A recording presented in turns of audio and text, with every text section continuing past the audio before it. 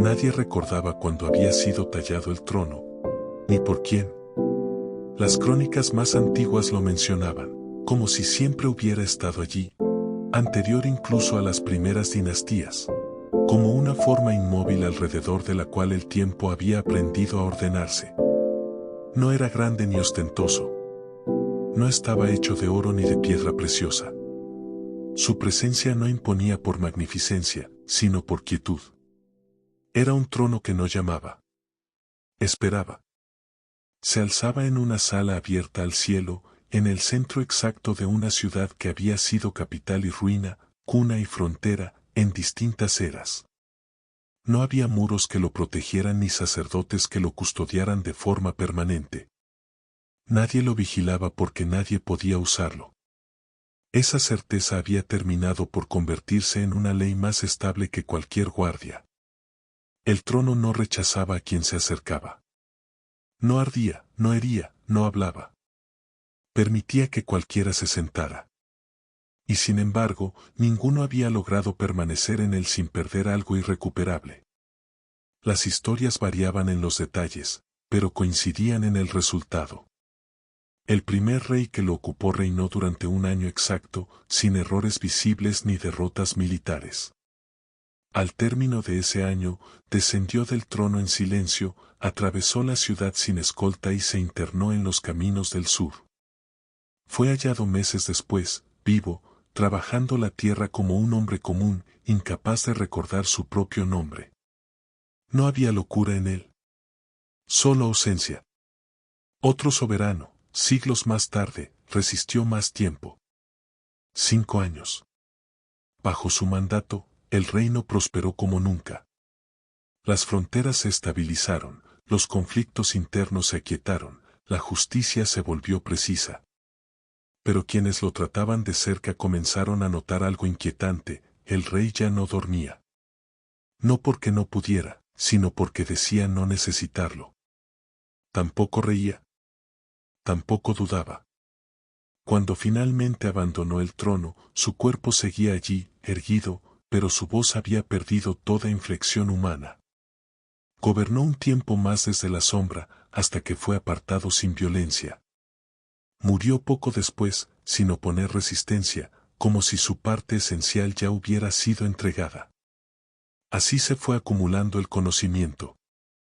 No era el trono lo que otorgaba poder. Era el mundo el que se ordenaba alrededor de quien aceptaba perder algo para sostenerlo. Con el paso de las eras, los reinos aprendieron a temer menos al trono y más a la tentación que generaba. Cada nuevo aspirante creía entender el precio mejor que el anterior. Cada uno estaba convencido de poder calcular qué parte de sí estaba dispuesto a entregar. Pero el trono no negociaba. No tomaba lo que se ofrecía. Tomaba lo que era necesario para que el poder no se desbordara. Por eso, durante largos periodos, el trono permaneció vacío. Y, aún así, gobernó. Sin rey, las ciudades seguían funcionando de un modo extraño. No había caos ni gloria. Las decisiones importantes se tomaban tarde, con cautela, como si todos intuyeran que ocupar ese vacío implicaba una responsabilidad que nadie deseaba cargar del todo. El trono vacío se convirtió en una referencia silenciosa, una medida invisible. No decía qué hacer, pero recordaba constantemente el costo de hacerlo. Fue en una de esas eras insoberano cuando comenzaron a escribirse estas crónicas. No por orden de ningún rey, sino por necesidad. Los escribas de la ciudad central, hombres y mujeres entrenados para registrar tratados, nacimientos y guerras, empezaron a notar un patrón en los documentos antiguos. Cada vez que el trono era ocupado, algo se borraba del mundo junto con quien se sentaba en él. No solo del individuo, sino de la memoria colectiva. Canciones dejaban de cantarse. Palabras perdían uso. Ciertos gestos cotidianos se volvían inexplicablemente raros. No era castigo. Era equilibrio. Cuanto más absoluto era el orden que emergía del trono, más cosas pequeñas desaparecían. Detalles inútiles. Excesos humanos. aquello que no servía a la estabilidad. Esa comprensión cambió la forma en que el trono era visto. Ya no como una prueba de legitimidad, sino como un límite. Una advertencia tallada en silencio: el poder total no podía coexistir con la plenitud humana. Sin embargo, el mundo no permanecía inmóvil. Las amenazas externas crecían, no como ejércitos visibles, sino como tensiones acumuladas. Rutas comerciales que se quebraban. Regiones que dejaban de reconocerse entre sí. Conflictos que no estallaban, pero tampoco se resolvían. El equilibrio del trono vacío empezaba a mostrar grietas. Fue entonces cuando surgió la pregunta que nadie había querido formular durante generaciones. ¿Y si el mundo necesitaba, una vez más, a alguien dispuesto a sentarse? No como ambición personal, sino como sacrificio consciente. La discusión no fue pública. No hubo proclamaciones ni llamados. Ocurrió en salas cerradas, entre ancianos que ya habían visto demasiados ciclos repetirse. Algunos sostenían que el trono debía permanecer vacío para siempre. Que su ocupación era una forma lenta de extinción. Otros argumentaban que el precio, aunque terrible, era preferible al desorden que comenzaba a filtrarse en los bordes del continente. Ninguno hablaba de gloria. Todos hablaban de pérdida. Y así, por primera vez en mucho tiempo, no se buscó a un heredero ni a un conquistador. Se buscó a alguien capaz de comprender el costo sin intentar esquivarlo. Alguien sin ansias de dejar huella. Alguien que no se creyera indispensable. Porque la historia ya había demostrado algo con brutal claridad: quienes deseaban el trono no sobrevivían a él. Mientras tanto, el trono permanecía allí, exactamente igual. Sin signos de impaciencia. Sin promesas. Sin amenazas. No llamaba a nadie. Pero el mundo, lentamente, comenzaba a acercarse otra vez a él. Y con ese movimiento casi imperceptible, una nueva era empezaba a tomar forma, no alrededor de una coronación, sino alrededor de una pregunta imposible de responder del todo. ¿Quién estaría dispuesto a gobernar, sabiendo que hacerlo significaba dejar de ser completo? La búsqueda no fue anunciada como tal. No hubo mensajeros recorriendo caminos ni proclamas clavadas en las plazas. El mundo había aprendido que toda convocatoria explícita atraía al tipo equivocado de personas. Aquellos que respondían al llamado del poder, incluso cuando éste se disfrazaba de sacrificio, solían ser los menos aptos para sostenerlo. Por eso, la selección ocurrió de otra forma. Los ancianos de la ciudad central comenzaron a observar. No con urgencia, sino con la paciencia de quienes saben que las decisiones verdaderas rara vez se revelan en los momentos solemnes. Prestaron atención a quienes evitaban los cargos cuando se les ofrecían, a quienes resolvían conflictos sin atribuirse el mérito, a quienes aceptaban perder sin convertir la derrota en relato heroico. Buscaban una cualidad difícil de nombrar: la ausencia de apego a la propia imagen. No alguien humilde por convicción moral, sino alguien para quien la idea de ser recordado resultara irrelevante. Pasaron años. Mientras tanto, el mundo seguía mostrando señales de desgaste. No colapsos visibles, sino pequeñas fallas acumuladas. Ciudades que ya no lograban ponerse de acuerdo sobre leyes comunes. Regiones que comenzaban a reinterpretar antiguos pactos según conveniencias momentáneas. La estabilidad que había caracterizado a la era del trono vacío empezaba a fragmentarse en silencios incómodos. Fue en ese contexto que el nombre de Aurelian comenzó a aparecer en conversaciones aisladas. No como candidato, sino como referencia. Aurelian no era noble ni general. No poseía tierras ni linaje destacado. Había servido durante décadas en tareas que rara vez quedaban registradas en los archivos oficiales: mediador entre pueblos menores, custodio de rutas olvidadas, supervisor de acuerdos que nadie celebraba pero todos necesitaban. Su trabajo consistía, en gran parte, en asegurar que las cosas siguieran funcionando sin que nadie tuviera que pensar en ellas. Cuando algo salía mal, lo llamaban. Cuando todo estaba en orden, nadie lo mencionaba. Y eso, para los observadores atentos, no pasó desapercibido. Aurelian conocía la historia del trono como todos, pero nunca había reflexionado demasiado sobre ella. No por desinterés, sino porque le parecía un asunto que excedía cualquier voluntad individual. Para él, el trono no era una tentación ni una amenaza, sino una pieza más del paisaje histórico, algo que existía y que había demostrado, una y otra vez, no ser compatible con la vida plena de nadie. Por eso, cuando fue convocado a la ciudad central, no imaginó el verdadero motivo. La reunión no ocurrió en la sala del trono, sino en una cámara lateral, austera, donde los muros estaban cubiertos por mapas antiguos y registros incompletos. Allí, los ancianos no le hablaron de poder ni de salvación.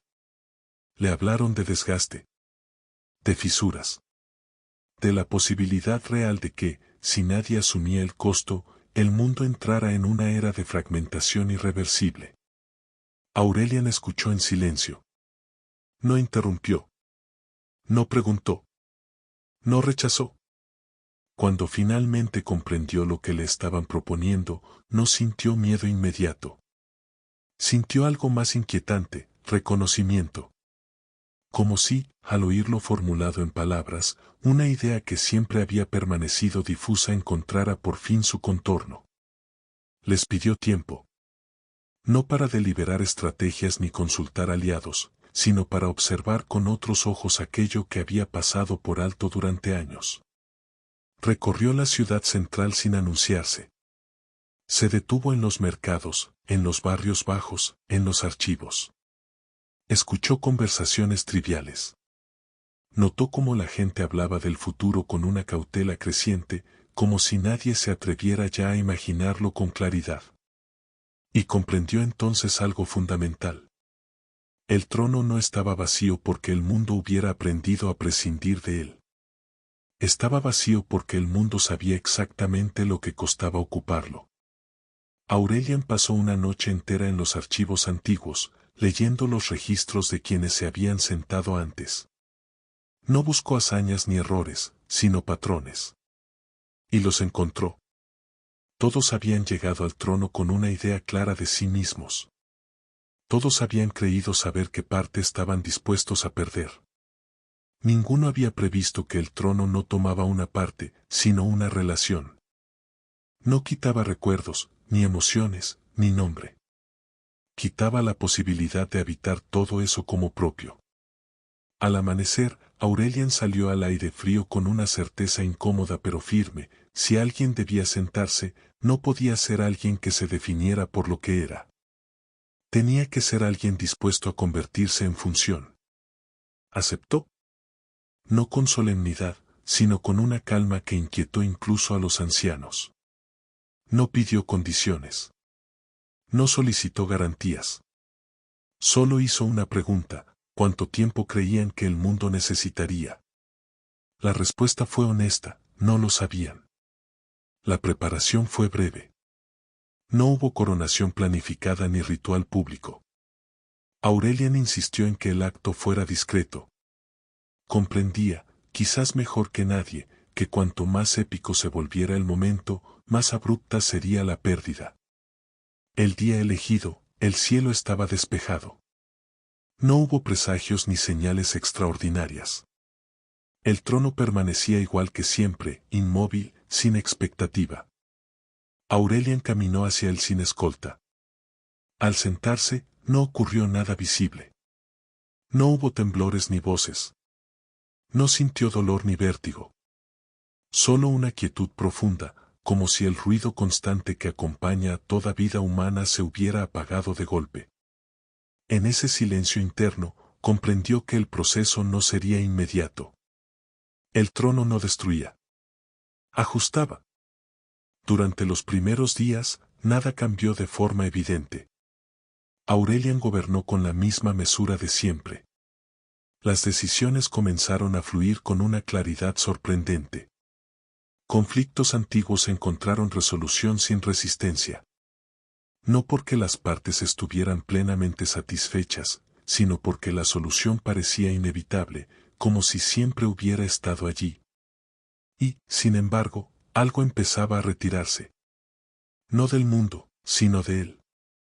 Pequeñas cosas, el impulso de justificar sus decisiones, la necesidad de explicar motivos, el deseo de ser comprendido. Cada día, esas inclinaciones se volvían menos urgentes, como si ya no le pertenecieran del todo. Aurelian no se alarmó.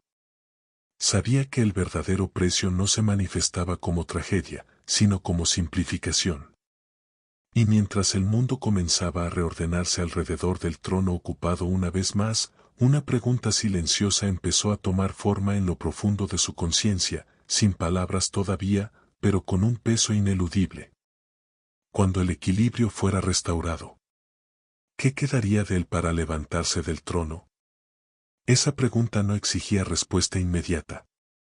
Pero ya había comenzado a trabajar en él, con la misma paciencia implacable con la que el trono había trabajado siempre. El cambio no fue abrupto. Si alguien hubiera observado desde fuera, habría dicho que el mundo entraba en una etapa de orden inusual. Las fronteras se estabilizaron sin necesidad de guerra. Los acuerdos comerciales dejaron de romperse por detalles menores. Incluso los conflictos antiguos, esos que parecían heredarse de generación en generación, comenzaron a resolverse con una aceptación cansada pero sincera. No era entusiasmo lo que producía el nuevo equilibrio, sino una sensación compartida de inevitabilidad bien encauzada. Desde el trono, Aurelian percibía ese orden como una corriente constante. No tenía que forzar decisiones. Estas se presentaban con una claridad casi impersonal, como si el mundo mismo le indicara la dirección menos costosa. Al principio, eso le produjo una extraña satisfacción intelectual. No orgullo, sino la sensación de estar cumpliendo una función para la cual todo lo anterior había sido preparación. Pero esa misma claridad tenía un reverso. Cada vez que resolvía un asunto, notaba que algo en él se volvía innecesario. No una emoción concreta, sino una relación con ella. Seguía comprendiendo el dolor ajeno, pero ya no lo sentía resonar en su cuerpo. Entendía la alegría colectiva, pero no despertaba en él ningún eco personal. Era como si su interior se hubiera convertido en una cámara de paso, las experiencias entraban, se ordenaban, salían, y no dejaban rastro. Al principio, pensó que se trataba de disciplina. Había pasado años entrenándose para separar lo personal de lo funcional. Pero pronto comprendió que aquello era distinto. No estaba reprimiendo nada.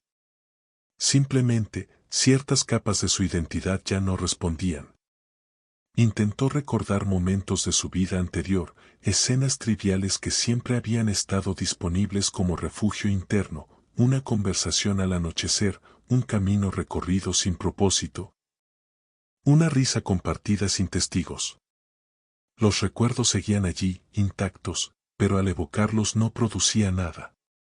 Eran datos. No anclas. Aurelian comenzó a escribir. No decretos ni registros oficiales, sino notas privadas, fragmentos sin estructura, intentos de describirse a sí mismo mientras aún podía hacerlo. Descubrió que el lenguaje se le escapaba con facilidad inquietante. Cada palabra que usaba para definirse parecía excesiva o imprecisa. Yo empezaba a sonar como una referencia lejana, no como una experiencia directa. El trono no le quitaba cosas. Le quitaba el centro. Mientras tanto, los ancianos observaban con una mezcla de alivio y creciente incomodidad. El mundo estaba más estable que nunca, pero el costo comenzaba a hacerse visible en el propio ocupante del trono. Aurelian ya no pedía consejo. No porque no lo necesitara, sino porque la necesidad misma había desaparecido. Las decisiones emergían completas, sin fisuras, sin alternativas internas que evaluar. Algunos lo llamaron sabiduría absoluta. Otros, deshumanización. Pero nadie se atrevía a cuestionarlo abiertamente, porque el mundo, bajo su gobierno, funcionaba. Fue entonces cuando ocurrió el primer desajuste serio. Un conflicto menor, casi irrelevante en términos históricos, llegó hasta el trono. Dos comunidades pequeñas disputaban el uso de una franja de tierra estéril, sin valor estratégico ni económico. Durante generaciones, habían compartido ese espacio de manera informal. Ahora, por razones difíciles de rastrear, ambas reclamaban exclusividad. Aurelian examinó la situación y encontró una solución clara: dividir el terreno de manera equitativa, establecer límites precisos y cerrar el asunto. Era lógico. Era eficiente. Era justo. Y, sin embargo, algo se detuvo en su interior. Por primera vez desde que se había sentado en el trono, la decisión no avanzó sola. Apareció una resistencia mínima, casi imperceptible, como una vibración residual. No provenía de la razón ni de la emoción, sino de algo más antiguo, la intuición de que la solución correcta no siempre es la que preserva la vida que la rodea. Recordó, no como emoción, sino como concepto, que esas comunidades no valoraban la tierra por lo que producía, sino por lo que permitía: encuentros fortuitos, intercambios informales. Una frontera difusa donde nadie necesitaba definirse del todo. Dividirla resolvería el conflicto. Pero también eliminaría algo que no estaba en disputa. Aurelian dudó. Ese instante fue breve. ¿Pero fue real? Y el trono respondió. No con dolor ni castigo, sino con una presión silenciosa. La claridad que siempre había acompañado sus decisiones se volvió más insistente, más cerrada. Las alternativas desaparecieron. La solución lógica se presentó como la única posible. Aurelian comprendió entonces que el trono no toleraba zonas grises. No porque fueran peligrosas, sino porque eran ineficientes. La decisión fue tomada. El conflicto se resolvió. El mundo siguió funcionando. Pero algo se quebró de manera irreversible. Esa noche, Aurelian no pudo escribir. Las palabras no acudieron. No porque no supiera qué decir, sino porque ya no había un lugar interno desde el cual decirlo. La duda que había surgido no había dejado huella emocional, pero había revelado algo esencial: mientras el trono fuera ocupado, ciertas formas de humanidad serían consideradas ruido. No por maldad. Por diseño. Aurelian empezó a observar el mundo con una lucidez más amplia y más fría. Comprendió que el equilibrio que estaba sosteniendo no era neutro. Favorecía la estabilidad por encima de la ambigüedad, la continuidad por encima de la posibilidad, la coherencia por encima de la vida impredecible. El mundo estaba en paz. Pero era una paz cada vez más lisa. La pregunta que había comenzado a formarse en él ahora tenía contorno. ¿Qué tipo de mundo estaba justificando su propia pérdida? No se trataba de sacrificio personal, eso ya lo había aceptado.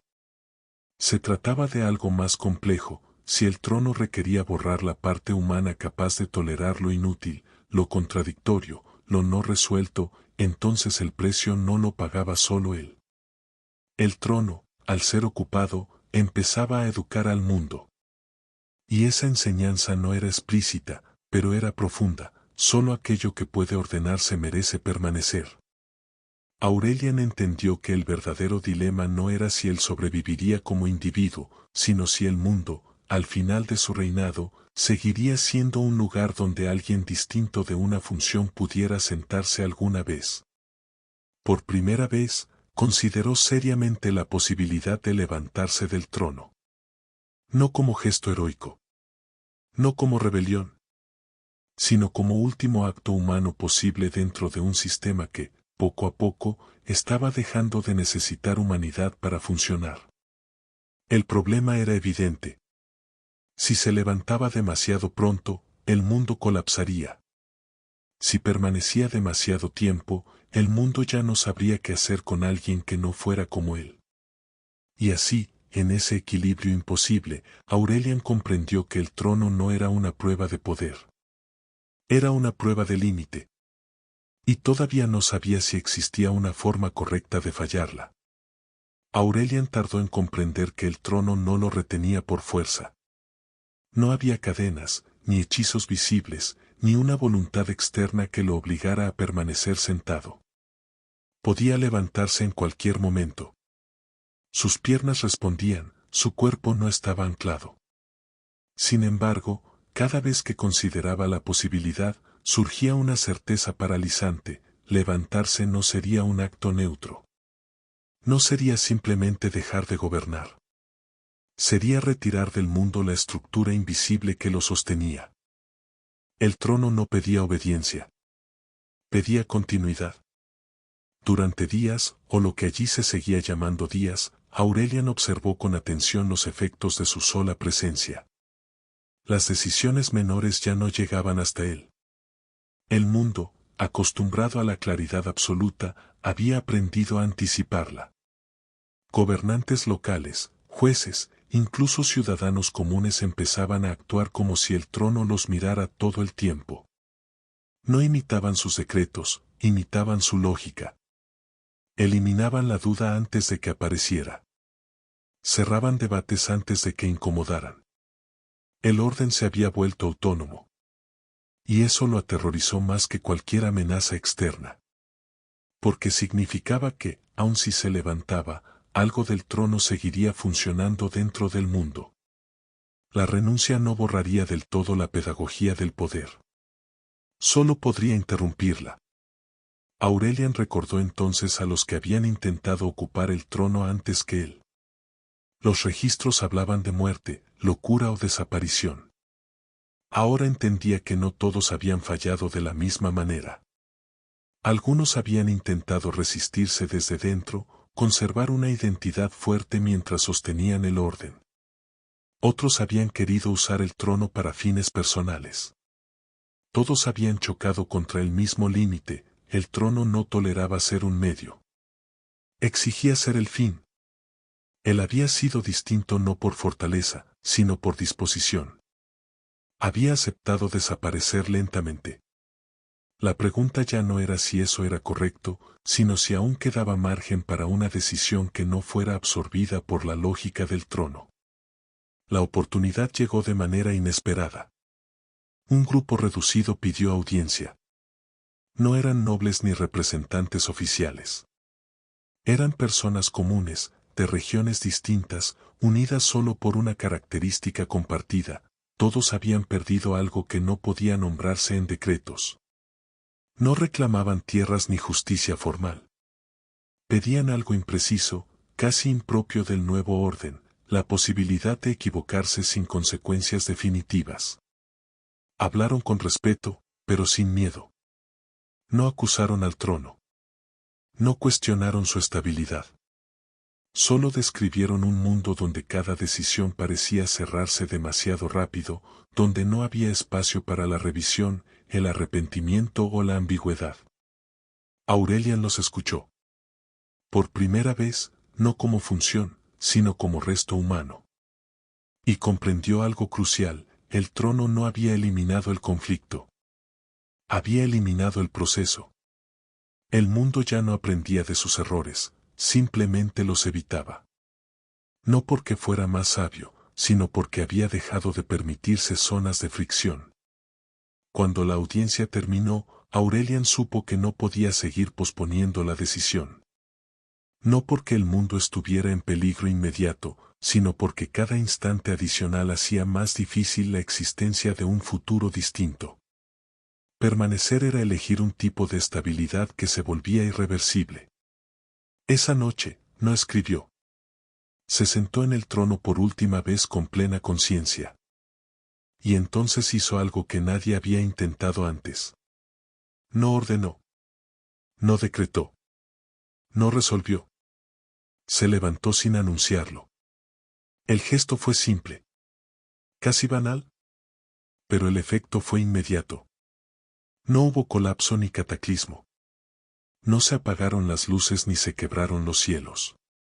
Lo que ocurrió fue más sutil y más profundo. Durante un breve lapso, el mundo no supo qué hacer. Decisiones en curso quedaron suspendidas. Acuerdos pendientes no encontraron cierre inmediato. Por primera vez en mucho tiempo, la ambigüedad reapareció como una posibilidad real. El trono quedó vacío. No reaccionó. No persiguió a Aurelian. No intentó reclamarlo. Simplemente quedó ahí, silencioso, como si su función hubiera sido cumplida. Aurelian se alejó sin escolta.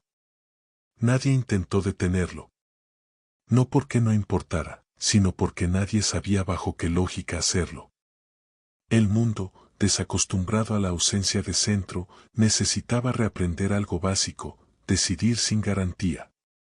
Durante los días siguientes, surgieron conflictos menores. Discusiones largas. Errores evitables. También aparecieron risas nerviosas, debates improductivos, soluciones incompletas. El mundo no se derrumbó, pero dejó de ser perfectamente estable. Aurelian observó desde lejos, sin intervenir. Sentía el regreso gradual de algo que no sabía cómo nombrar. No era alivio ni culpa. ¿Era densidad? La sensación de volver a tener un interior con bordes imprecisos. El trono siguió vacío. Algunos intentaron ocuparlo.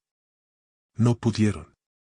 No porque el trono los rechazara, sino porque ya no ofrecía lo que ofrecía antes. Sin alguien dispuesto a desaparecer dentro de él, el trono era solo un asiento. Su poder residía en la renuncia, no en la forma. Con el tiempo, el mundo se adaptó. No volvió al caos. No recuperó la claridad absoluta. Aprendió algo más frágil y más vivo, sostener decisiones sin garantía total, aceptar que no todo conflicto necesita resolución inmediata, permitir que ciertas preguntas permanezcan abiertas. Aurelian nunca volvió a acercarse al trono. Vivió sin protagonismo, como antes. Pero ya no era invisible. No porque el mundo lo recordara como rey, sino porque algunos sabían, sin poder explicarlo del todo, que había existido un momento en que alguien eligió levantarse para que otros pudieran seguir siendo algo más que funciones. El trono permaneció. ¿Vacío? No como símbolo de fracaso, sino como advertencia silenciosa: hay formas de poder que solo funcionan mientras alguien esté dispuesto a dejar de ser humano. Y hay mundos que solo sobreviven cuando alguien se atreve a rechazar ese trato.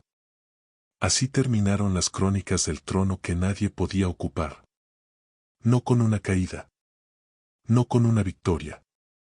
Sino con un gesto mínimo, casi imperceptible, que devolvió al mundo algo que había olvidado cómo sostener. La incertidumbre como condición de lo vivo.